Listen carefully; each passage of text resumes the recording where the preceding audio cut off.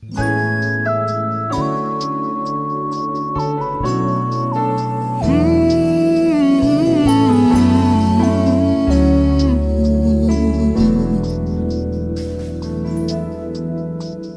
tak pernah janji langit selalu biru, tetapi Dia berjanji selalu menyertai.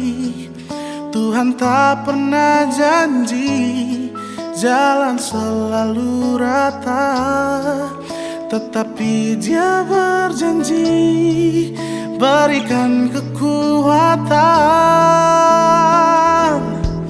Jangan pernah menyerah, jangan berputus asa.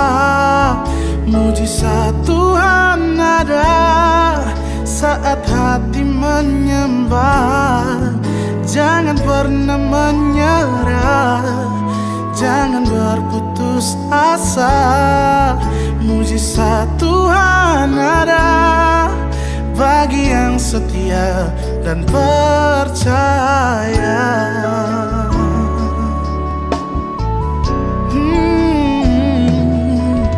Tuhan tak pernah janji langit selalu biru, tetapi Dia berjanji selalu menyertai.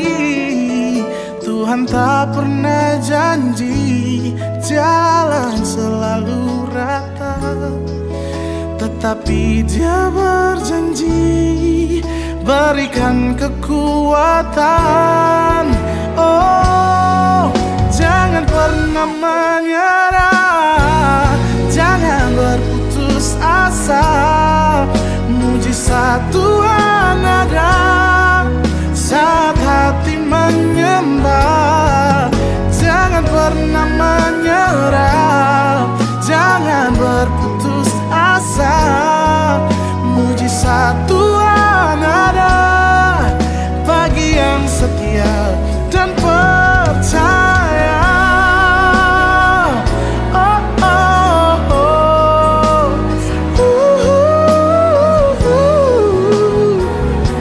Oh, jangan pernah menyerah.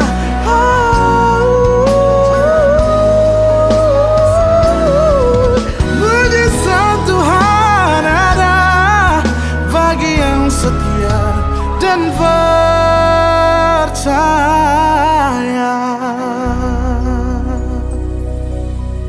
Shalom, selamat pagi anak-anakku yang terkasih.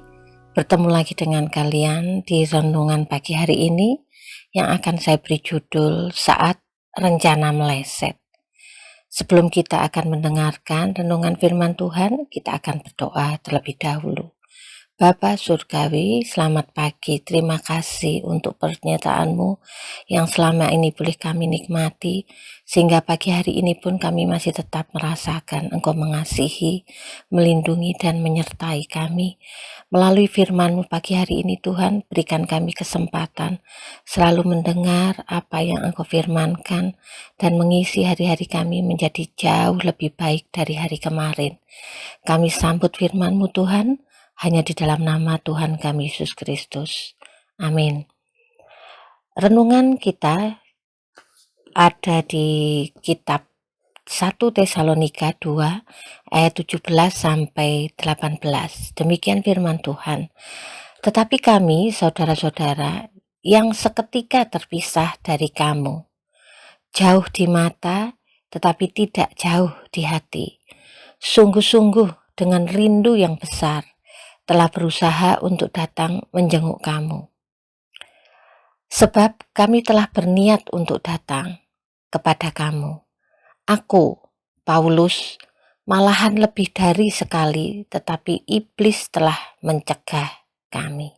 Nah, dua ayat ini menceritakan tentang bagaimana Paulus ingin dan rindu sekali untuk datang kepada jemaat di Tesalonika.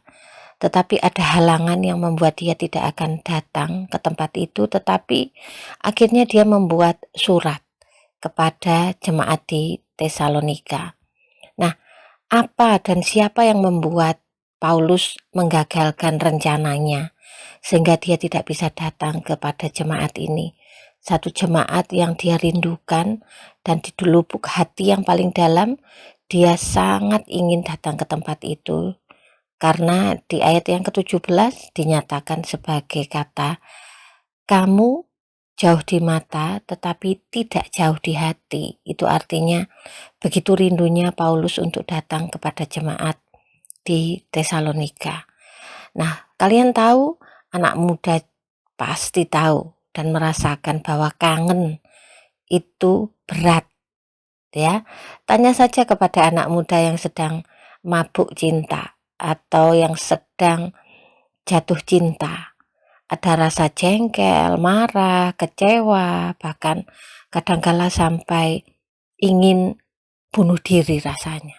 Nah, semua campur aduk jadi satu. Sama juga dengan Paulus yang kangen berat dengan jemaat di Tesalonika. Makanya bahasa yang digunakan Paulus adalah jauh di mata tetapi tidak jauh di hati, di ayat yang ke-17 dari 1 Tesalonika. Bukan sekedar kangen biasa yang dia sampaikan dan yang dia rindukan. Nah, sebenarnya Paulus sendiri telah berusaha dengan sungguh-sungguh untuk datang menjenguk jemaat di Tesalonika. Di ayat yang ke-18 dikatakan iblis telah mencegah kami. Nah, siapa sebenarnya iblis itu? Nah, yang dimaksud oleh Paulus itu adalah gangguan keamanan yang dilakukan oleh pemuka agama, yaitu pemuka agama Yahudi yang sangat membenci Paulus. Nah, bagi jemaat, halangan itu adalah masalah.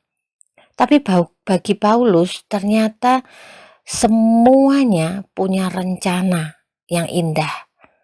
Dan rencana Tuhan itu adalah Paulus akhirnya membuat surat kepada jemaat di Tesalonika. Nah, surat Paulus itu menguatkan jemaat di Tesalonika pada saat itu. Dan tidak pernah terpikirkan ternyata sampai hari ini surat itu berguna bagi gereja-gereja. Akhirnya sampai juga kepada kita bisa membaca surat Paulus kepada jemaat di Tesalonika. Nah, berterima kasihlah kepada iblis yang menghalangi perjalanan Paulus. Kenapa? Dari situlah kita bisa membaca tulisan Paulus yang menguatkan, yang memberkati, bahkan bisa dikatakan bahwa surat itu ternyata ampuh dalam jangka yang sangat panjang ketimbang Paulus datang kepada jemaat Tesalonika pada saat itu. Nah, anak muda, melalui renungan hari ini kita bisa melihat bahwa ketika rencana dan harapan kita yang benar-benar sudah tersusun rapi, itu harus meleset. Percayalah bahwa Tuhan masih memegang kendali. Mungkin rencana bertemu seseorang, mungkin rencana sekolah lanjutan, mungkin rencana satu pekerjaan yang sudah rasanya siap untuk kita terima, mungkin rencana-rencana yang lain, tetapi semuanya terasa gagal. Bahkan nyata-nyata ada kendala yang seperti Paulus katakan adalah iblis yang menghalangi untuk bertemu dengan jemaatnya. Tetapi ingat, Tuhan bisa menggunakan semuanya itu untuk menyatakan rencananya, bukan rencana kita.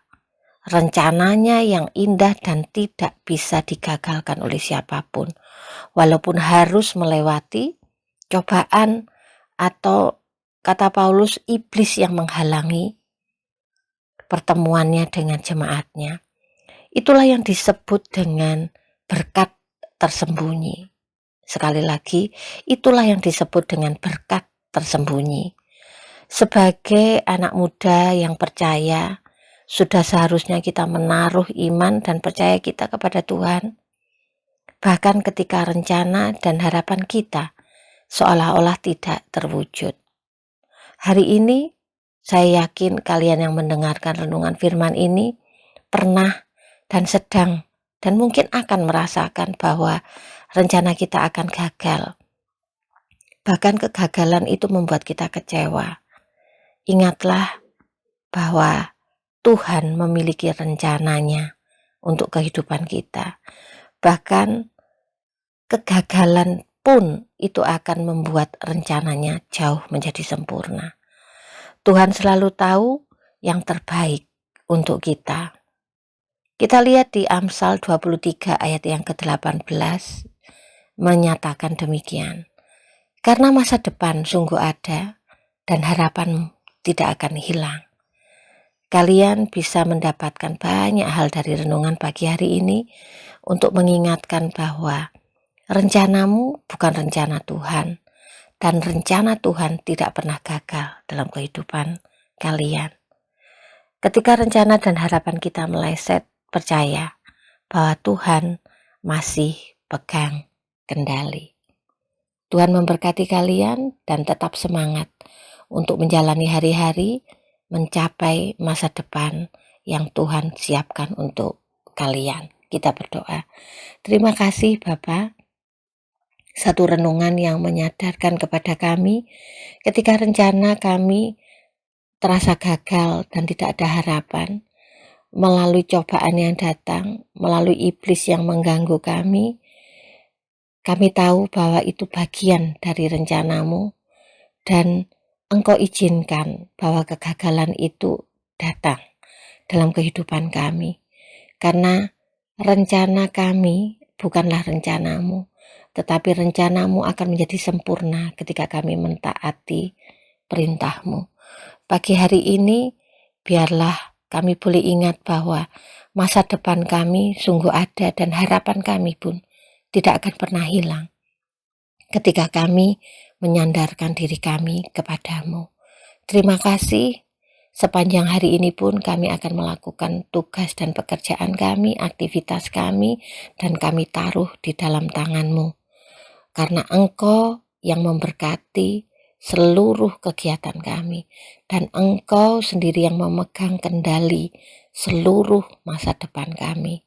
Terima kasih, berikan kami kekuatan menjalani sepanjang hari ini.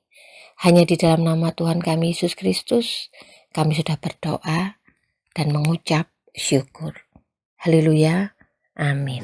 Jangan pernah menyerah, jangan berputus asa. Mujizat Tuhan ada bagi yang setia dan percaya.